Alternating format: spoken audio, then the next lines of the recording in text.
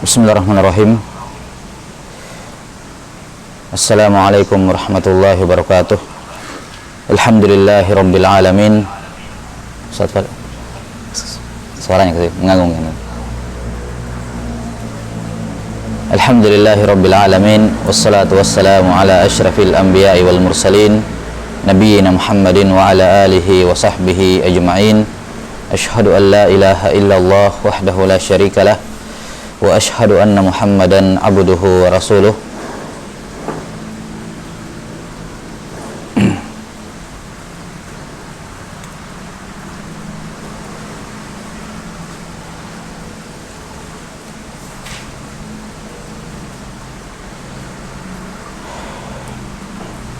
Qala Allah Ta'ala ya ayyuhalladzina amanu taqullaha haqqa tuqatih wa la tamutunna illa wa antum muslimun. Amma ba'd. Kita lanjutkan penjelasan dari kitab Al-Adhkar wal Adab karya Syekh Abdul Muhsin bin Muhammad Al-Qasim hafizahullahu ta'ala, di mana pertemuan terakhir kita sudah sampai pada Ar-Ru'yah, selesai ya, Ar-Ru'yah 6. Qala al-musannifu asy-syekh hafizahullahu ta'ala adhkarus sabahi wal masa, zikir-zikir pagi dan petang. 6. Ini termasuk salah satu zikir yang penting yang selayaknya diketahui dan dihafalkan oleh setiap muslim, dikarenakan ini adalah zikir yang terkait dengan az-zaman, terkait dengan waktu dan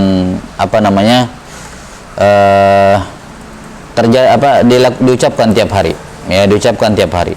Nah, apalagi kalau kita lihat dari sisi fadilah, keutamaan zikir-zikir pagi dan petang yang tersebut dalam hadis-hadis yang akan beliau bawakan, ya nampak jelas bagaimana keutamaan zikir-zikir ini, baik dari sisi keutamaan meraih pahala yang besar, ya, maupun dari sisi perlindungan dari hal-hal yang tidak bagus, ya, dari keburukan. Nah,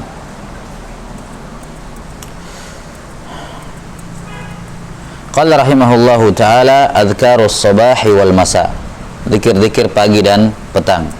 Di sini beliau hafizahullahu ta'ala ia akan menyebutkan 12 zikir pagi dan petang, ya, yang sebagiannya merupakan tambahan dari cetakan yang lama. Tidak ada di cetakan yang lama beberapa zikir yang beliau sebutkan di sini. Baik.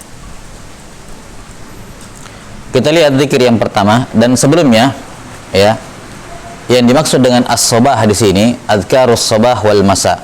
Yang dimaksud dengan as-sabah di sini yakni ba'da thulu'il fajar as-sani, setelah terbitnya fajar yang kedua. Ya, setelah terbitnya fajar yang kedua. Ya, karena itulah ketika sudah terbit fajar, ya, maka dia sudah boleh melafalkan zikir-zikir ini. Dia sudah boleh melafalkan zikir-zikir ini.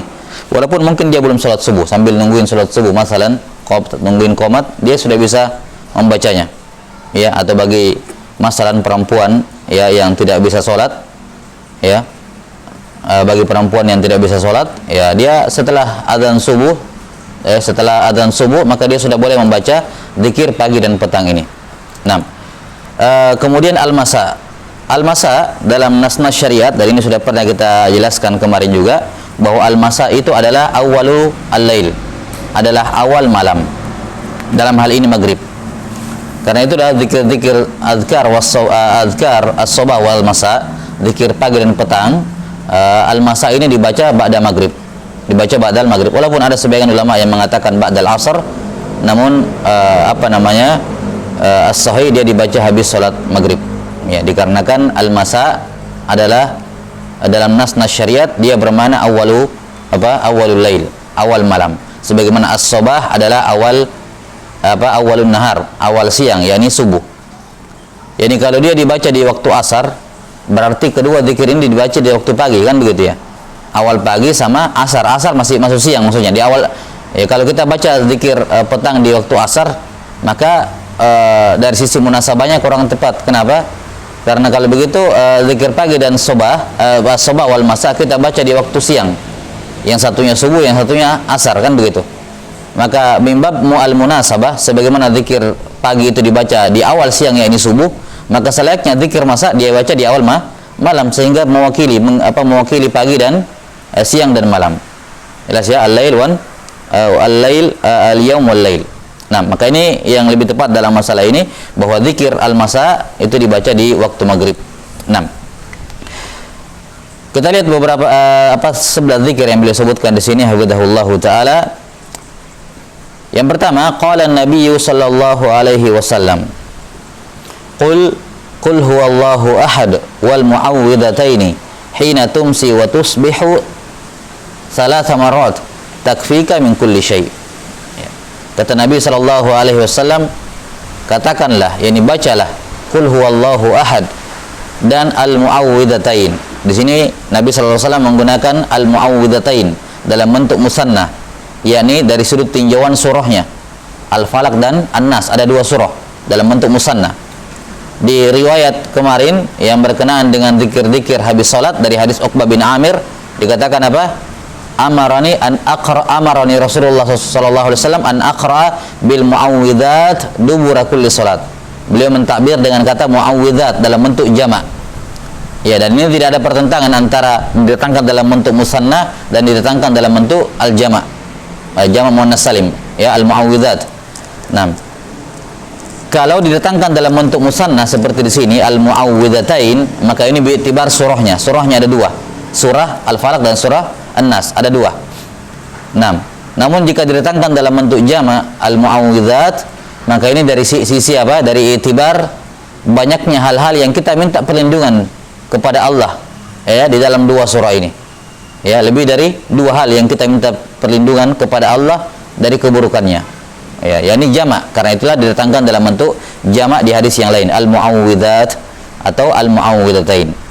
Kata Nabi sallallahu alaihi wasallam, bacalah 3 surat ini, Al-Ikhlas, Al-Falaq dan An-Nas, hina tumsi wa tusbih.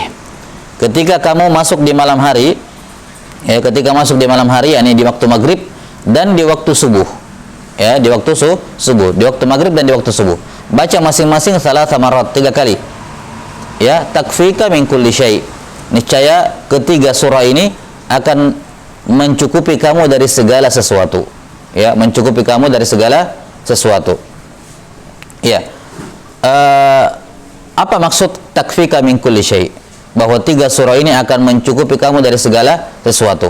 Kata para ulama, takfika min kulli syai', yakni takfika min kulli syarr. Takfika min kulli syarr. Maka ketiga surah ini akan memberikan kecukupan padamu dari berbagai macam bentuk keburukan. Yakni dengan sebab engkau membaca surah ini, maka Allah Subhanahu wa taala akan memberikan perlindungan kepadamu dari segala macam keburukan. Baik.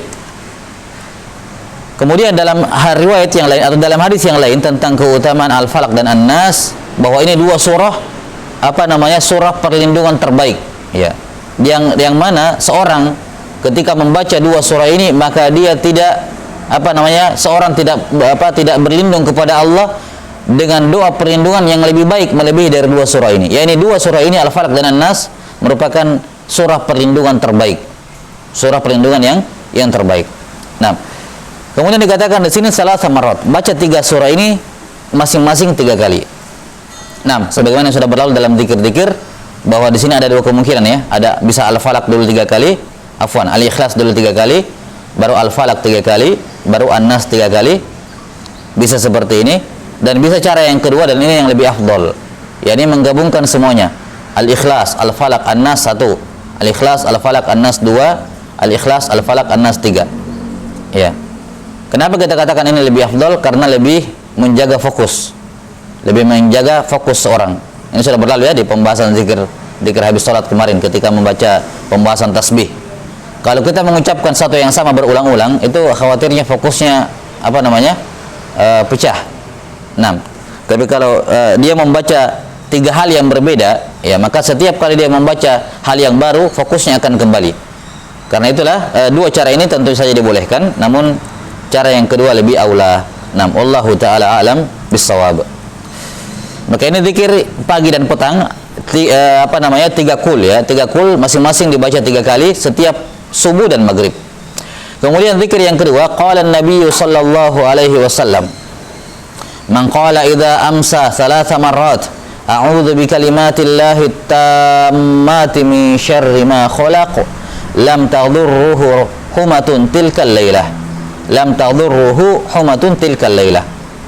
Nah, kata Nabi SAW, siapa yang membaca ketika masuk di malam hari, yakni di waktu maghrib, ya, menunjukkan bahwa zikir ini khusus untuk khusus apa, ini zikir maghrib, zikir petang, ya, bukan zikir sobah. Ini enggak dibaca di waktu sobah, tapi dibaca di mana? Dibaca saat zikir masa saja. Ya, siapa yang membaca zikir ini ketika masuk di malam hari, dia baca 3 kali. A'udzu bikalimatillahi tammati min syarri ma khalaq. Aku berlindung dengan sifat kalam Allah Subhanahu wa taala yang sempurna dari keburukan makhluk yang Dia ciptakan. Ya, ini sudah berlalu, zikir ini juga dibaca di man nazala manzila. Ya. Dalam bab tentang azkar as-safar, dalam safar. 6. Kata Nabi SAW, siapa yang membaca zikir ini di waktu maghrib, lam tadurruhu humatun tilkal lailah, maka tidak akan ada satupun huma. Huma disebutkan Syekh di Hamish, summun min larghati aqrabin wa nahwiha. Humatun adalah racun dari sengatan kalajengking atau yang hewan-hewan berbisa lainnya. Ya. Yani siapa yang membaca ini 3 kali di waktu maghrib, maka dia akan dilindungi, atau dia tidak akan ada masalah bagi dirinya, ya, tidak akan membahayakannya racun dari dari hewan-hewan yang beracun, ya, bisa dari hewan-hewan yang beracun. Iya, kalimat lam tadurruhu di sini ada 2 kemungkinan. Bisa jadi dia dilindungi, tidak akan dipatok, ya, tidak akan disengat oleh hewan yang berbisa tersebut, atau bisa jadi dia tersengat dengan hewan berbisa tersebut tapi tidak membahayakan dirinya. Iya. Baik. Saya teringat dengan kisah yang diceritakan oleh Syekhuna Hamid Akram Al-Bukhari hafizahullahu taala, bahwa beliau ini kayaknya sebelum jadi masih LC kayaknya beliau. Kemudian dapat penugasan, dikirim biasanya belajar berdakwah keluar. Beliau cerita waktu itu di daerah Afrika, cuma saya lupa di benua Afrika, cuma saya lupa di negara mana beliau sebutkan. Jadi mereka waktu itu nginepnya di di salah satu rumah yang masih padang pasir lah, tapi sudah banyak rumah di situ. Mereka berdakwah di pelosok seperti itu bersama dengan beberapa mahasiswa yang lain. Jadi satu malam, namanya padang pasir ya, kalajengking itu banyak. Nah, satu malam tidur, beliau merasa ada yang masuk dari sirwal atau apa yang beliau pakai, ya, kemudian sampai ke paha atau ke lutut, ke paha kayaknya kalau nggak salah beliau sebutkan. Nah, kemudian tersengat, ya, disengat oleh kalajengking, ya, kalajengking tersebut. Ya, yang kata beliau itu kalau disengat kalajengking kayak terbakar kakinya. Kayak seperti terbakar, betul-betul kayak terbakar, panas luar biasa. Maka beliau hafizahullahu taala meruqyah dengan zikir yang diajarkan oleh Nabi sallallahu alaihi wasallam, ya, sudah berlalu di hadisnya siapa kemarin? Utsman bin Abil As, ya, tentang man ahassa bi wajain fi jasadi, orang yang merasa sakit pada tubuhnya, ya, man ahassa bi wajain fi jasadi, ya, atau idza wajada ahadukum, lafaz hadis yang kemarin? La ilaha illallah annahu syaka ila Nabi sallallahu alaihi wasallam waja'an yajiduhu fi jasadihi mundu aslam. Faqala lahu an-nabiy sallallahu alaihi wasallam dha' yadaka 'ala alladhi ta'allama min jasadik. Letakkan tanganmu di bagian yang sakit pada tubuhmu. Wa qul bismillahi salatan. Kemudian bacalah bismillah 3 kali. Wa qul ya sab'a marrat a'udzu bikalimatillahi a'udzu billahi wa qudratihi min syarri ma ajidu wa uhadiru. Dibaca 7 kali. Ya. Dan kata Syekh hafizahullahu taala, setelah saya mempraktekkan hadis tersebut, maka perlahan, ya, panasnya mulai berkurang sampai kemudian yang tadinya besar itu kayak luka bakar, ya, kemudian mengecil sampai hilang. Nah, ini menunjukkan kepada kita bahwa zikir-zikir yang diajarkan oleh Nabi sallallahu alaihi wasallam, zikir-zikir yang diajarkan oleh Nabi sallallahu alaihi wasallam ini terkhusus pada zikir-zikir yang sifatnya yang berlaku baik untuk fisik untuk batin maupun untuk fisik. Ya ini kita sudah melihat bagaimana dan banyak ulama yang tentunya mengamalkan hal tersebut, dan Allah Subhanahu wa taala memberikan kepada mereka kesembuhan yang instan saat itu juga.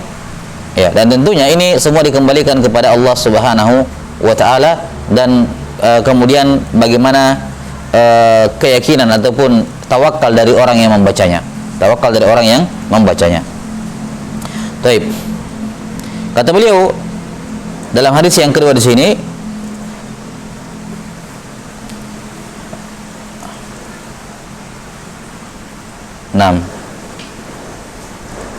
kata beliau sallallahu alaihi wasallam, siapa yang membaca doa ini 3 kali, a'udzu bikalimatillahi tammati min syarri ma khalaq, maka tidak akan berbahaya, tidak akan membahayakannya bisa dari hewan beracun, ya, pada malam itu, tilkal laila, yakni besok malam baca lagi kalau mau dilindungi oleh Allah Subhanahu wa taala. Walaupun kita katakan lam tadurruhu di sini bisa bermakna dia tidak akan disengat oleh hewan beracun sama sekali, atau bisa jadi dia akan tersengat namun itu tidak akan membahayakannya. Baik. Dan lihat ya bagaimana racun dalam tubuh itu dinetralkan, ya, dihilangkan pengaruhnya oleh Allah Subhanahu wa taala dengan zikir-zikir. Bagaimana Mu'adz bin Jabal ketika meruqyah siapa? Sayyidul Qaum itu yang juga dipatuk oleh disengat oleh kalajengking. Kemudian dibacakan Al-Fatihah sampai tenang dan hilang tanpa dikeluarkan racunnya. Ya, jadi ini juga hal yang ini kadang seorang berpikir bahwa kayak Al-Fatihah yang terjadi pada kisah Abu Bakar As-Siddiq, Abu Sa'id Al-Khudri radhiyallahu taalaan, ya, itu kalau dibaca tidak akan membahayakan racunnya, yakni setelah dikeluarkan. Ya tentu saja tidak. Karena kalau dikeluarkan berarti apa? Ya dia sembuh atau tidak ada masalah karena sudah keluar racunnya. Ya, tapi apa yang disebutkan oleh Syekh yang kita sebutkan tadi kisahnya, dan itu yang dijelaskan oleh para ulama, yakni zikir-zikir ini akan mematikan pengaruh racun tersebut. yakni dengan izin Allah Subhanahu wa taala, Allah taala akan mematikan ya pengaruh racun tersebut dalam tubuhnya tanpa perlu dikeluarkan. Jelas sampai sini? Dan Allah Subhanahu wa taala qadir ala kulli syai'. Nah, kita tahu ya bagaimana kisah Nabi sallallahu alaihi wasallam bahwa racun tersebut ada dalam tubuh beliau ketika beliau makan kambing yang beracun oleh orang Yahudi itu, ya. Beliau makan kambing beracun dan racun tersebut tidak hilang dari tubuh beliau. Tetap ada dalam tubuh beliau, cuman Allah Subhanahu wa taala mencegah racun tersebut untuk menjalar ke jantung beliau. Ya, demikian disebutkan oleh para ulama ketika menjelaskan hadis tentang penyebab kematian Nabi sallallahu alaihi wasallam, bahwa penyebab kematian Nabi sallallahu alaihi wasallam adalah racun tersebut yang beliau makan. Ya, di mana ketika sudah tiba ajalnya beliau, Allah Subhanahu wa taala kemudian melepaskan racun tersebut. yakni yang tadinya Allah Subhanahu wa taala membatasi ruang gerak racun tersebut sehingga tidak sampai ke jantung beliau, namun kan tidak akan begitu terus. Beliau alaihissalam akan tiba ajalnya. Maka saat tiba ajalnya beliau pun atau Allah Subhanahu wa taala kemudian melepaskan pengaruh racun tersebut sehingga racun tersebut menjalar ke jantung beliau alaihissalatu wassalam. Kemudian beliau meninggal karenanya. Ya. Maka ini lihat bagaimana zikir tersebut memiliki pengaruh dalam mencegah penyebaran sengatan racun di sini, humatun, ya, dan semacamnya dari hewan-hewan yang beracun. Nah, kemudian hadis yang ketiga, qala Nabi sallallahu alaihi wasallam. Jadi zikir yang pertama untuk pagi dengan maghrib, pagi petang. Zikir yang kedua untuk zikir petang saja. Zikir yang ketiga, qala Nabi sallallahu alaihi wasallam, ma min 'abdi yaqulu fi sabahi kulli yaumin wa masa'in kulli lailah. Ya, ini tambahan dari nuskhah dari cetakan yang lama, tidak ada di cetakan yang lama ini. Ya. Tidak ada seorang pun hamba, yakni abdin au amatin, laki-laki maupun perempuan, yang berkata tiap subuh dan tiap maghrib, ya, kulli lailah, setiap malam, ya, setiap hari, setiap malam, bismillahilladzi la yadurru ma'asmihi syai'un fil ardi wala fis sama' wa huwas sami'ul alim, salasa marrat, ya, qalaha salasa marrat fayadhurruhu syai'un. Ya, tidaklah seorang hamba membaca bismillah alladzi, dengan nama Allah, yang dengan namanya lah, dengan nama Allah yang ya tidak akan ada satu pun yang membahayakan. Ya, ketika seorang menyebut namanya ma'asmi, tidak ada syai' satu apapun. Di sini syai'un nakirah. Nakirah fi siyakin nafi, dalam konteks penafian, menunjukkan umum, apapun di langit maupun di bumi, ya, di bumi maupun di langit yang bisa membahayakan dia, ya, yang bisa membahayakan diri orang yang membacanya. Wa huwas samiul alim, dan dia maha mendengar lagi maha mengetahui. Dia baca 3 kali, qalaha thalatha marrat, diulangi tiga kali. 6. Fayadhurruhu syai'un, lantas ya kalau dia baca itu, ya, tidaklah dia membaca itu lantas dia mendapatkan bahaya dari sesuatu. Yani tidak akan ada yang bisa mendatangkan mudarat kepada dirinya. Taib. Ini zikir as-sabah wal masa. Kemudian hadis yang keempat,